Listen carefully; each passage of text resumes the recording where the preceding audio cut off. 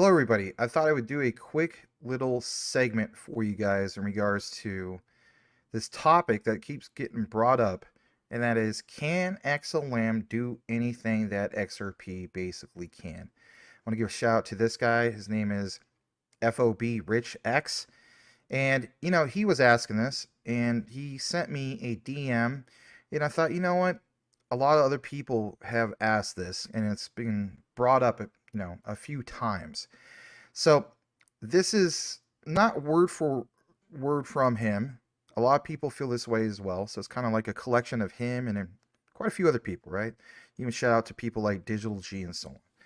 So can XLM do anything that XRP basically can do? People will always say XRP is, of course, for banks and XLM is for retail. Why do people say that over and over?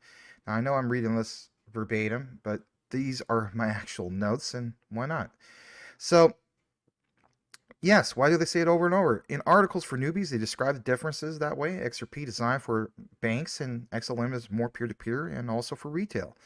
On the surface, that may seem to be true because of XLM's pure trade mission of banking the bankless. But now, with Sorbonne, their mission statement hasn't exactly changed, but the truth is XLM is for any and everything. Stellar didn't just go boasting that. It seems against their culture to brag like that. What is XRP's mission statement? Well, if they are for profit, then realistically speaking, at the end of the day, it's to make money. Saying decentralization is one thing, but on the other hand, for profit, it seems as though they treat it more like a business that's trading on Wall Street with stockholders than a permissionless blockchain. Is this true or just a perception? What can XRP do that XLM is not capable of? Again, just retail perception. Here's a quote from Jed McCaleb, and he states, "To be successful for the long run, a blockchain needs to be, truly decentralized." If that is the case, is XLM more decentralized than XRP? Well, let's get into the similarities. Now, these are some of my specific notes. Here's the breakdown. And I understand I'm on a camera, kind of up and about. Just thought I'd do a screen share, okay? Here we go. Both use blockchain tech for fast, cheap cross-border transactions. Both have partnerships with financial institutions for adoption. Here's the key differences. This is the target audience, basically. For XRP, they primarily focus on the targeted banks and financial institutions for efficient interbank settlements. Stellar XLM, on the other hand, focuses on individuals and small businesses facilitating peer-to-peer transactions and financial inclusion, aka banking the unbanked. What about the topic of decentralization? It's obviously on the minds of many. For XRP, more centralized, with Ripple having some control over the network. XLM, on the other hand, considered more decentralized with a community-driven approach, though some argue complete decentralization basically hasn't been achieved, or at least not yet. Why the distinction? Well, for one, XRP's design caters to existing financial regulations and infrastructure, of course, used by banks. XLM's focus is on individual users, and that makes it more suitable for retail transactions and emerging markets. Now, of course, there's a whole thing about Sorbonne. As you guys know, I cover Sorbonne on a regular, right? So, the potential with that. Sorbonne, a new payment network on Stellar. Let's face it, it's also a premier smart contract platform for Stellar that I feel as though it's going to put a real dent into the things of Ethereum smart contracts, even Solana. But Sorbonne aims to be faster, more scalable, potentially appealing to a wide range of users, including institutions. Back to this whole thing about this XRP mission statement. While it's not a formal statement, guys, understand this. Ripple's focus on improving global financial settlements for faster, cheaper transactions. Profitability does likely play a role, but their core mission revolves around improving the current system. Perception versus reality. XRP is basically for profit nature and some centralized aspects. Might create a, back to the saying from the beginning, that Wall Street image. However, their goal of efficient transactions aligns with a more open financial system. What XRP offers that XLM might not yet? Well, it's existing partnerships and integrations with major financial institutions. Some people will say, well, Stellar has just as much. Hey guys, I get it.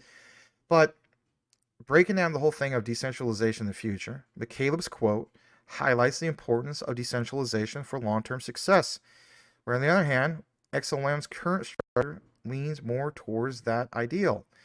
How does XRP like evolve from here in terms of decentralization? How will that be, you know, I guess you could say, how interesting is it? Well, obviously we're going to follow it more. All right, guys, in conclusion, both XRP, XLM do have a role to play. XRP focuses on streamlined institutional transactions, while XLM targets broader financial inclusion. Decentralization, as we know, is an ongoing discussion. Each project will progress, and we'll watch how each one will become a key factor in their own future success. Let's face it, it's not only applied to just Ripple or XRP or Stellar XLM when it comes to decentralization, obviously. And guys, for me, and I've been pretty consistent with this, I hold both. I'm very bullish on both. And, you know, I do respect the opinions of a lot of you guys, but some of you guys have mentioned, you know, Max, why don't you just basically, you know, just focus on XLM or just pick XRP, pick one or the other. This is the X platform you see right here, right? You see this mouse moving around.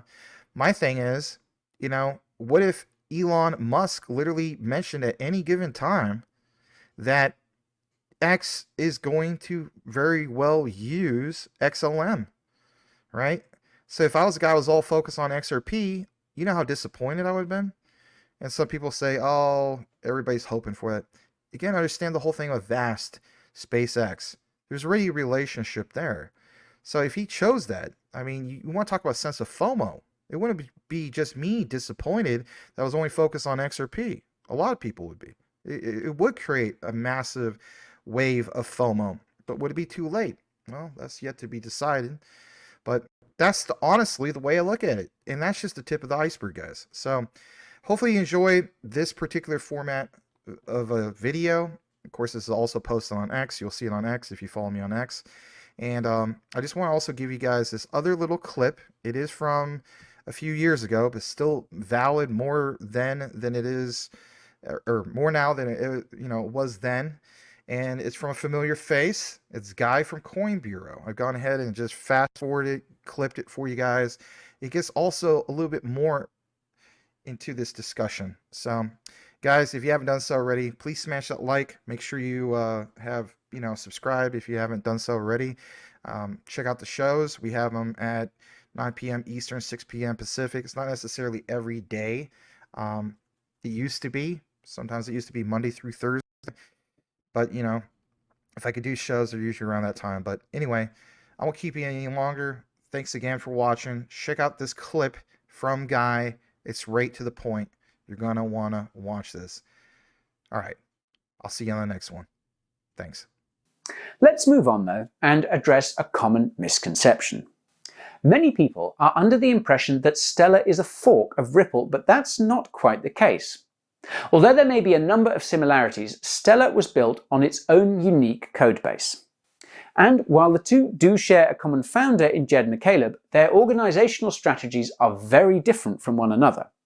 Stellar is a non-profit organization which has a very altruistic goal. It wants to provide financial services to those who don't readily have access to them. The Stellar Development Foundation aims to decrease the barriers for individuals who need ways to perform cross-border transactions. Ripple, on the other hand, works closely with financial institutions, like banks, giving them the ability to directly transact with other entities without the need for a third party. The project offers peer-to-peer transactions for global institutions and financial corporations, allowing them to process industrial payments and transactions. It's safe to say that Ripple has entrenched itself in the corporate world, establishing partnerships with high-profile institutions and competing with large players within the same industry. And speaking of partnerships, one of the biggest relationships for Ripple is with MoneyGram, which brings a $600 billion remittance market to the table. This type of partnership will only serve to drive interest in XRP and hopefully cryptocurrency as a whole. Ripple also has partnerships with other global payment systems, including Mercury FX and IDT. Additionally, the project expanded its banking network by partnering with Finastra, a fintech venture that works with many of the top banks in the world. Ripple Labs has also been on quite a buying spree. Given that Ripple has a great deal of institutional money behind it, they've been either funding or acquiring a number of blockchain startups, all a great way to increase development adoption of the XRP protocol. Comparatively, Stellar received $3 million from Stripe right out of the gate. If you aren't familiar with Stripe, it's a large payment processing company based in Silicon Valley. Having this type of backing is a huge boon for Stellar. Stellar has also announced a relationship with IBM, which allows the project to bring banking infrastructure to parts of the globe that aren't easily accessible. Other partnerships for Stellar include Deloitte, Tempo, Wirex, and many more. But what challenges lie in wait for these two projects? Well, for starters, Ripple has had to deal with the scrutiny of being considered a centralized entity. The point of cryptocurrencies is to be decentralized, and there are many who would argue that Ripple is not. Then, of course, there is that outstanding question of the legal status of XRP in the United States. The SEC has still not cleared it of that security status, which many cryptocurrency projects fear. However, it is a positive development that the UK FCA has outlawed this as being a security. It could set a legal precedent. Another challenge that Ripple faces comes from the financial institutions themselves. While some are keen to work with Ripple, others are developing their own blockchain solutions. For example, Swift is trialing a payments network, and JP Morgan has even developed its own cryptocurrency. How does Ripple counter such large and determined competition? Stellar has its fair share of challenges as well. There is a host of competition in the micropayment space. Not only do you have the credit card juggernauts like Visa and MasterCard, but you also have other cryptocurrencies that were built from the ground up for micropayments. Additionally, Stellar's organizational structure may limit its growth potential. Given that it's structured as a non-profit, it does not have the financial heft of a large startup with a profit incentive. While their business model is commendable, it does limit the potential for the fast-paced growth that we've seen from numerous fintech firms over the past few years. Now, as we close our discussion on Ripple versus Stellar, I want to leave you with a few thoughts of my own. First, both projects are working hard on solving a similar problem. They want to bring a decentralized option to the world of finance. Doing so allows for faster and more secure transactions being processed, which is a good thing for everyone. Both want to create a solution for cross-border payment problems that exist today. From a simple adoption viewpoint, Stellar has much more work to do than Ripple, which is well known in many high-ranking financial and banking institutions. But that doesn't mean Stellar can't shoot for the stars. See what I did there? This is evident in its partnership with IBM, which shows the potential for a lot of future growth. Now, I don't know about the future, but I can see plenty of opportunity for both projects. Blockchain is still a relatively nascent technology, and the potential of decentralized finance is immense. While Ripple and Stellar do have a lot of things in common, there is plenty of room in the sector for both to forge their own paths to success. So, what do you think? Is Ripple ready to wave into a tsunami?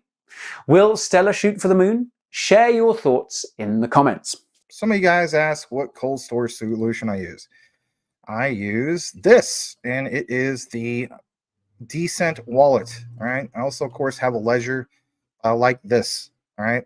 You can get a discount basically from going into the affiliate link, which is in all the live video descriptions and recorded and so on. And for the yahoos that are out there, they're like, this is just a shield. And, Will Fix point this out, and it's a great point. Were you aware that you don't necessarily get a discount link just going straight to the site? No, you actually have to go through a platform like this.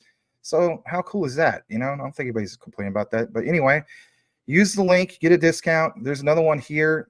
If you're the type of person you want to get one for you and your significant other, you can get two of them. They actually have another promotion, which is this, and I think this is cool.